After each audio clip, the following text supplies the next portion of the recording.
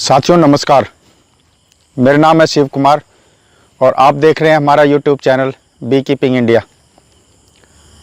साथियों आज हम आपके लिए बहुत बढ़िया जानकारी लेकर के आए हैं। एक मित्र ने हमारे एक कमेंट करके पूछा है कि जो साथी मधुमक्खी पालन में माइग्रेशन नहीं कर पाते या माइग्रेशन नहीं कर सकते, उनको क्या करना चाहिए और किस प्रकार से वो मधुमक्खी पालन कर सकते हैं।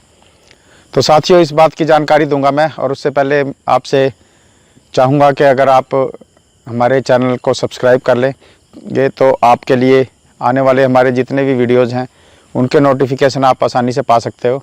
और हमारे साथ जुड़ सकते हो। हमारे सब्सक्राइब चैनल के साथ ही आपको ज्वाइन की ऑप्शन है। जो साथी ज्वाइन होना चाहते हैं हमारे साथ, जो है लगातार लंबे समय तक काम करना चाहते हैं,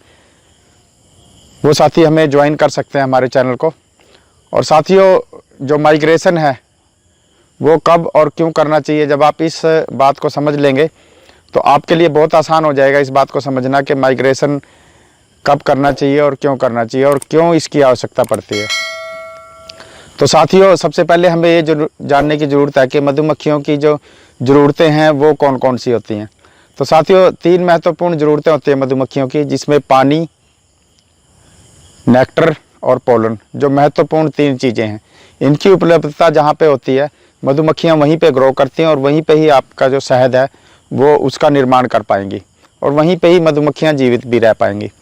तो साथियों आपको इन तीनों चीज़ें जहाँ पे भी मिलती हैं वहाँ पे आपकी मधुमक्खियाँ ग्रो करेंगी। तो साथियों पानी की उपलब्धता ऑलमोस्ट सारी जगह होती है, लेकिन फिर भी आप सब ऐसे इलाकों की तलाश कर सकते हो जहाँ पे ईजिली पानी अवेलेबल हो। और साथ में साथियों फूल भी ऐसे जो कि नेक्टर और पोलन दोनों उनमें आता हो तो ज़्यादा अच्छी संभावना है। और कई फूल जो होते हैं वो देखने में तो फूल होते हैं लेकिन मधुमक्खियों के काबिल नहीं होते हैं, यानी मधुमक्खियों के ना तो उनमें से पोलन मिलता है ना ही उनमें से नेक्टर मिलता है। तो ऐसे फूलों को होते हुए भी आप सबको जो मधुमक्खियां हैं वो जो ग्रोथ होती है उनकी वो रुक जाएगी और धीरे धीरे मधुमक्खियां जो हैं वो ख़त्म होनी शुरू हो जाएंगी। तो साथियों एक ही जगह पे जब हम मधुमक्खियों को रखते हैं तो फूलों का एक सीज़न होता है, उस सीज़न के चले जाने के बाद उस पर्टिकुलर स्थान पे जहाँ पे आपने मधुमक्खियाँ रखी हैं, फूल ख़त्म होने के बाद अगर और फूल वहाँ पे नहीं है और उनको जो पोलन और नेक्टर नहीं मिल रहा है तो आपकी जो मधुमक्खियाँ हैं वो मरनी शुरू हो जाएंगी धीरे धीरे। जैसा कि एक मधुमक्खी की जो लाइफ होती है 2 से 2.5 महीने के बीच की होती है, उस बीच में अगर नई मधुमक्खियाँ बोर्न नहीं हो रही हैं, उनका जन्म नहीं हो रहा है, अंडे नहीं हो रहे हैं, लार्वा नहीं आ रहे हैं, ब्रूड नहीं आ रहा है, जो कंटिन्यूस एक प्रोसेस होती है जिसके साइकिल को अगर आपने अच्छे से समझ लिया कि मधुमक्खियाँ जो हैं वो तभी ग्रो करती हैं जब उनका जो पूरा जो साइकिल है, यानी हर कॉलोनी के अंदर अंडे भी होनी चाहिए, लार्वा भी होना चाहिए, ब्रूड भी होना चाहिए। तो एक कंटिन्यूस एक सर्कल बनता है जिसको समझ लेने के बाद आपकी जो मधुमक्खियों की ग्रोथ है वो कब नीचे आएगी या कब कम होगी, कब बढ़ेगी, उस सारी चीज़ों का आप बड़ी आसानी से अंदाज़ा लगा सकते हैं। तो साथियों माइग्रेशन इसलिए ज़रूरी होता है कि कुछ समय के बाद एक ही जगह पे फूल नहीं होते हैं तो हम उन जगहों की तलाश करते हैं, क्योंकि वातावरण और मौसम जो है सब जगह का अलग अलग होता है। किसी जगह पे किसी समय फूल खिलते हैं लेकिन हो सकता है उससे के बाद जिस जगह पे आपने मधुमक्खियाँ रख रखी हैं वहाँ पे फूलों का मौसम नहीं है, लेकिन किसी और जगह पे जाने पे अगर आपको फूल मिल रहे हैं 100, 200, 500 किलोमीटर दूर अगर माइग्रेशन कर पा रहे हो आप या उससे ज़्यादा जहाँ पे भी आपको मिलता है, तो आपको मधुमक्खियाँ जो हैं वो उसी ग्रोथ पे रहेंगी और जो मधुमक्खियाँ हैं वो बढ़ती रहेंगी और आपका जो मधुमक्खी पालन का काम है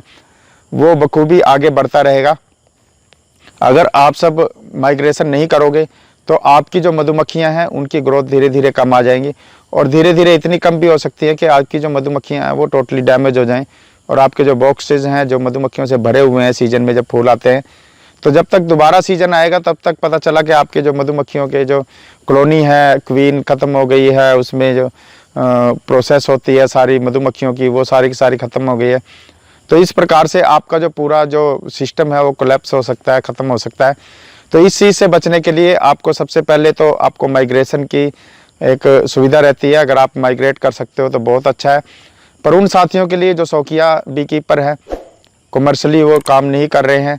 उनके पास कुछ बी बॉक्सेज हैं और उनको वो ज़्यादा दूर तक नहीं माइग्रेट कर पाते हैं या ऐसी सिचुएशंस नहीं क्रिएट कर पाते हैं कि वो माइग्रेशन कर सकें।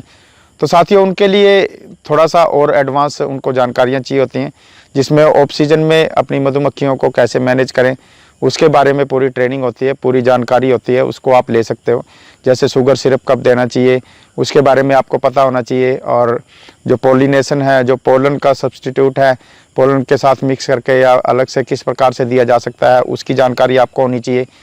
सीजन में किस प्रकार से आपको जो चीज़ें हैं वो मैनेज करनी होती हैं और ऑफ सीजन में किस प्रकार से मैनेज करनी होती है।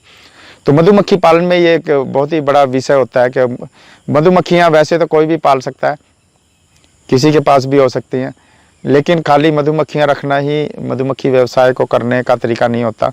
आपको ये भी पता होना चाहिए कि आपकी मधुमक्खियों को कब किस चीज़ की ज़रूरत है, ताकि वो सारी की सारी जो परिस्थितियाँ हैं उसमें मधुमक्खी पालन को अच्छे से बढ़ावा मिल सके और आपकी जो मधुमक्खियाँ हैं धीरे धीरे ग्रो कर सकें। और आपको जो मधुमक्खियों से लाभ होने वाला है, चाहे शहद के रूप में है, चाहे पोलन के रूप में है, चाहे वो मोम के रूप में है या उसमें और जो भी मधुमक्खी पालन के प्रोडक्ट्स होते हैं उससे संबंधित हैं, तो ज़्यादा लाभ जो है वो तो आपको माइग्रेशन के साथ ही मिलेगा। लेकिन आपकी मधुमक्खियाँ सर्वाइव हो सकें उसके लिए आपको ठीक ढंग से 1-2 साल आपको सीखना पड़ता है कि ऑफ सीजन की मैनेजमेंट कैसे करते हैं। और साथियों, जो बी कीपिंग है, असली काम तो तभी होता है जब आप